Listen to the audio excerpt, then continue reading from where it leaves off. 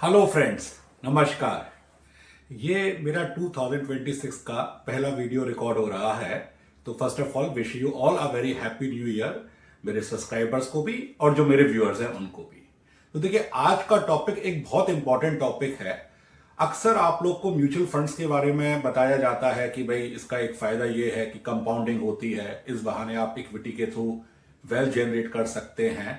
तो ये सब चीजें आपको काफी सारी मिल जाएंगी ऑन वेरियस प्लेटफॉर्म्स, डिजिटल या इवन अदरवाइज ऑल्सो। और म्यूचुअल फंड के थ्रू इन्वेस्टमेंट्स, जिसको सिप के थ्रू कहते हैं, एक बहुत ही अच्छा प्रोसीजर है। मगर आज जो मैं आपको बताने जा रहा हूं वो काफी लोगों को शायद नहीं पता है। आज मैं आपको ये बताने जा रहा हूं कि क्या म्यूचुअल फंड्स को आप गिफ्ट भी कर सकते हैं अपने ब्लड रिलेशंस के अंदर, और अगर आप कर सकते हैं तो उसका क्या प्रोसीजर है और उससे क्या आपको इनकम टैक्स के अंदर फायदा हो सकता है गिफ्टिंग का, जो कि और आपकी जो प्रॉपर्टीज होती हैं, चाहे वो मूवेबल हो या इमूवेबल हो, अगर आप गिफ्ट करते हैं तो क्या जो आपको एडवांटेज मिलता है in a gift of a blood relation, तो क्या वे यूनिट्स के ऊपर जो म्यूचुअल फंड्स के होते हैं उस पर भी मिल सकता है। तो चलिए आगे बढ़ते हैं। उससे पहले दोस्तों, जो पहली बार मेरे इस चैनल पर आए हैं, मैं हल्का सा अपना एक इंट्रोडक्शन बताना चाहता हूं। मैं एक प्रैक्टिसिंग एडवोकेट हूं। ज्यादातर मैं सुप्रीम कोर्ट ऑफ इंडिया और नेशनल कंज्यूमर फोरम के अंदर प्रैक्टिस करता हूं। इसके अलावा मैं अन्य दिल्ली के जितने भी कोर्ट्स हैं उसके अंदर भी मैं प्रैक्टिस करता हूं। तो चलिए आगे बढ़ते हैं।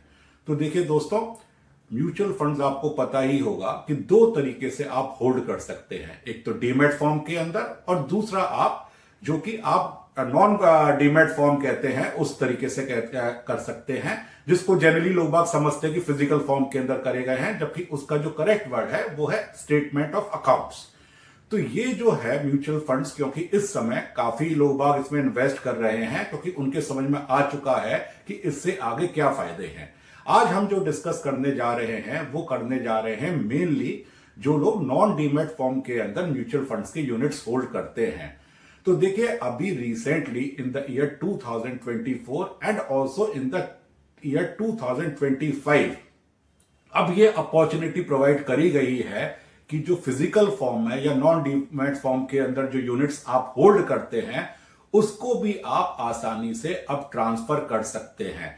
ट्रांसफर भी कर सकते हैं, गिफ्ट भी कर सकते हैं, और ब्लड रिलेशंस के अंदर गिफ्ट कर सकते हैं। तो चलिए मैं आपको आज इसका प्रोसीजर बताता हूं। तो देखिए, पहला प्रोसीजर ये है कि अगर आप अपने फैमिली के अंदर ब्लड रिलेशंस के अंदर जो इनकम टैक्स के अंदर ब्लड रिलेशंस बताए गए हैं, सिबलिंग्स हो गए, आपके पेरेंट्स हो गए, जो आपके क्लोज रिलेटिव्स हैं, उनके अंदर आप इसको आप गिफ्ट कर सकते हैं, और को आप ट्रांसफर कर सकते हैं, और सिबलिंग्स को भी आप ट्रांसफर कर सकते हैं।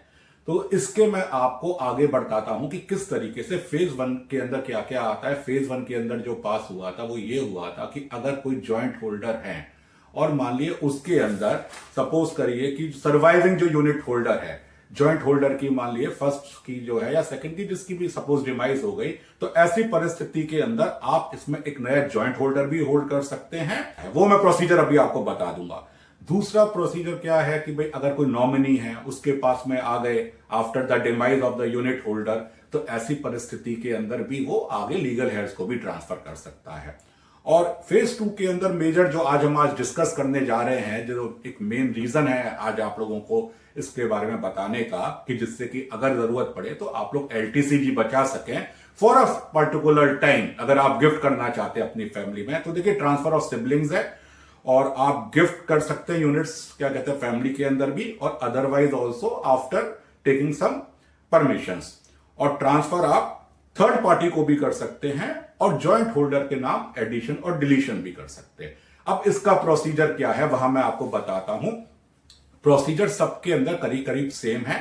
तो देखिए क्या होता है, जो ट्रांसफरर है या जिसके नाम में यूनिट्स हैं, अगर वो ट्रांसफर करना चाहता है, या मैं आज गिफ्ट को लेकर चल रहे हैं, वो गिफ्ट करना चाहते हैं अपने सिबलिंग्स को, अपने बच्चों को, या फिर अपने पेरेंट्स को, किसी को भी ब्लड रिलेशन में वो करना चाहता है, तो ऐसी परिस्थिति के अंदर जो ट्रांसफरर है उसकी 4 चीजें हमको चाहिएंगी। एक तो उसका पैन नंबर चाहिए होता है, ईमेल आईडी चाहिए होती है, मोबाइल नंबर चाहिए होता है, और रीजन भी आपको बताना होता है कि भाई आप किस पर्पस के लिए ये ट्रांसफर कर रहे हैं। तो ये सब जब आप चीजें कर लेते हैं तो एक वैलिडेशन आ जाता है। तो अगर आपकी जो एलिजिबिलिटी है, जो मैंने आपको बताया कि भाई फेज 1 में कौन ट्रांसफर कर सकता है, फेज 2 में कौन ट्रांसफर कर सकता है, अगर आप एलिजिबल हैं तो आप में वैलिड वो हो जाता है। फिर उसके बाद में एक ओटीपी आता है ट्रांसफरर के मोबाइल नंबर पर और ईमेल आईडी पर। जैसे जनरली आपको पता ही है कि ओटीपीज के थ्रू आजकल सब ऑनलाइन डिजिटल जो है काम होता है।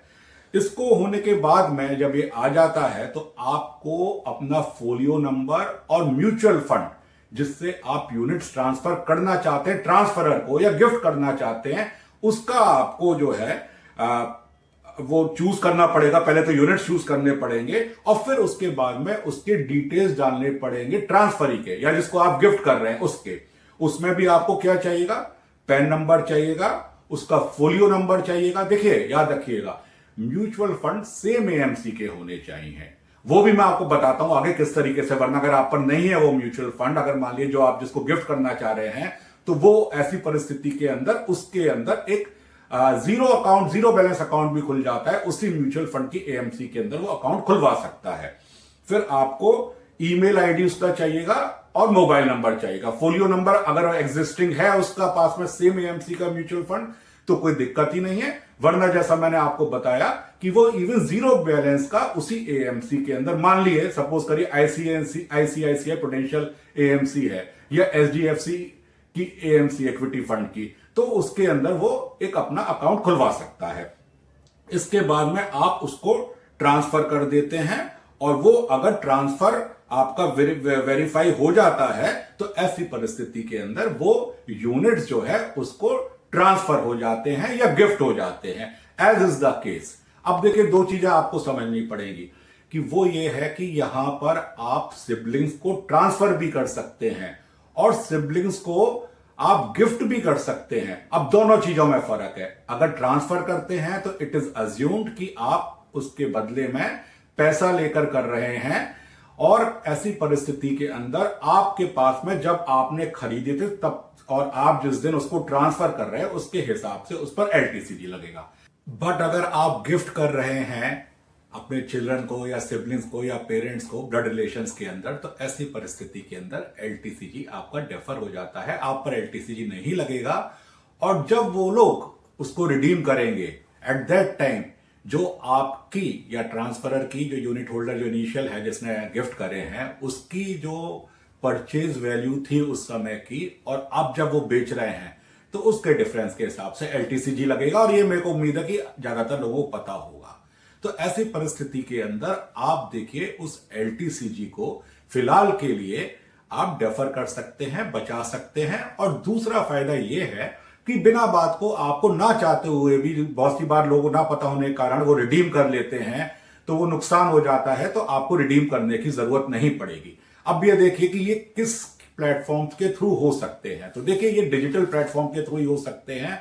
एक तो देखिए आरटीए वेबसाइट से हो सकते हैं और जो डिजिटल पोर्टल्स हैं इसकी जो आपके म्यूचुअल फंड्स की हैं, एएफएमसी की जो ऑफिशियल वेबसाइट है वहां से हो सकते हैं। दूसरा सीएएमएस और के फिनटेक के थ्रू हो सकते हैं। बल्कि मैं सीएएमएस ने पूरा इसके ऊपर एक लिटरेचर बनाया हुआ है, वो मैं लिंक के अंदर आपको पूरा लिटरेचर प्रोवाइड कर रहा हूं। वो बहुत ही वेरी वेल मेड और एग्जॉस्टिव आपका लिटरेचर है और आप उसको एक बार खोल के पूरा पढ़ लीजिए तो आपको सब कुछ क्लैरिटी हो जाएगी। तो दोस्तों देखिए इसका आप इस्तेमाल करके नॉन डीमैट फॉर्म्स के अंदर अपने यूनिट्स को ट्रांसफर के साथ साथ आप गिफ्ट भी कर सकते हैं। तो इसका आप लोग फायदा उठाइए और उस तरीके से आप अपने सिबलिंग्स में अपने बच्चों को या अपने फैमिली रिलेशंस के अंदर आप गिफ्ट कर सकते हैं और इवन थर्ड पार्टीज को आप ट्रांसफर कर सकते हैं।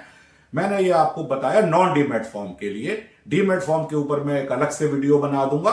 तो उम्मीद है आपको ये वीडियो अच्छा लगा होगा। अगर ये अच्छा लगा हो और इससे आपको अच्छी नॉलेज मिली हो तो इसको लाइक करिए, सब्सक्राइब करिए मेरे चैनल को और इसको आगे ज्यादा से ज्यादा लोगों को बढ़ाइए जिससे उनको इस चीज का फायदा हो सके। धन्यवाद, नमस्कार।